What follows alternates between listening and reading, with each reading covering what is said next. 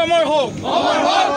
We want justice. We want justice. Justice. We want justice. Justice. Zubinda Amar hope. Zubinda Amar hope. Lucky boy. Lucky boy. Lucky boy. Lucky boy. Lucky boy. Lucky boy.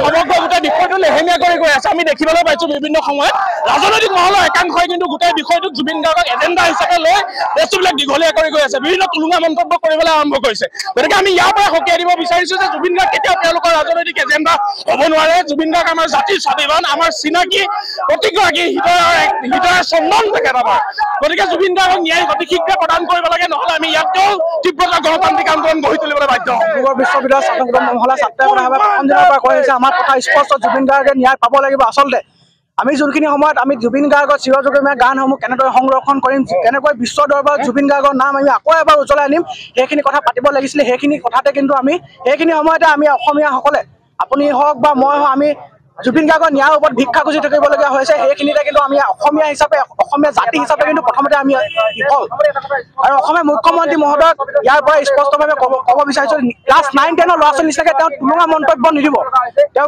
কোনোবা girlfriend বয়ফ্ৰেণ্ডৰ কথা কোৱাতকৈ কোনোবা মহাবিদ্যালয় বিশ্ববিদ্যালয়ৰ ৰাজনীতিৰ কোনোবা ইলেকশ্যনৰ post দিয়াতকৈ তেওঁলোকে প্ৰথমতে জুবিন গাৰ্গৰ ন্যায়ৰ পষ্ট দিয়ক তাৰ পাছত তেওঁলোকে লাগিলে ক্লাছ 1ৰ ক্লাছ কেপ্টেইনৰ লগত জড়িত লাগিলে কোনোবাই জিকিলে পষ্ট দিয়ক আমি প্ৰথম শ্বেয়াৰ কৰিম ডিব্ৰুগড় বিশ্ববিদ্যালয় প্ৰশাসনক ডিব্ৰুগড় বিশ্ববিদ্যালয় স্নাতকোত্তৰ মহলাৰ ছাত্ৰই কথা বাৰু ডিব্ৰুগড় বিশ্ববিদ্যালয়ৰ ছাত্ৰ সমাজে স্পষ্টভাৱে অসম চৰকাৰক সকিয়নি দিব বিচাৰিছোঁ এমাহ বিগত সময় আমি সময়ছোৱাত নিমাত হৈ থাকিলোঁ তাৰ মতে এইটো নহয় যে ডিব্ৰুগড় বিশ্ববিদ্যালয় স্নাতকোত্তৰ মহলাৰ ছাত্ৰৰ কথা বাৰু অসমৰ ছাত্ৰ সমাজ কিন্তু নিমাতিকন্য নহয় আমি শুই থকা নাই আমি কিন্তু ডিব্ৰুগড় বিশ্ববিদ্যালয় স্নাতকোত্তৰ মহলাৰ ছাত্ৰৰ কথা বাৰু সহযোগত গোটেই অসমে মিলি অসমৰ ছাত্ৰ সন্থা কিন্তু মিলি ডিব্ৰুগড় অসম চৰকাৰৰ ওপৰত কিন্তু ডাঙৰ প্ৰতিবাদ ল'বলৈ কিন্তু আমি কুণ্ঠাবোধ কৰিবলৈ আজিৰ দিনত বাধ্য হ'ম আৰু ডিব্ৰুগড় বিশ্ববিদ্যালয় ছাত্ৰ মহাযজ্ঞৰ আজি এই ন্যায় সমদল কাৰ্যসূচী গ্ৰহণ কৰা হৈছে আমি আচলতে এটা প্ৰথমতে এটা স্পষ্টভাৱে এটা কথা কৈ বিচাৰিছোঁ যে আমি ডিব্ৰুগড় বিশ্ববিদ্যালয় ছাত্ৰ সমাজে যে আমি ন্যায় প্ৰদানৰ কাৰণে যে আমি মাত মাতিব লগা হৈছে সমগ্ৰ অসমে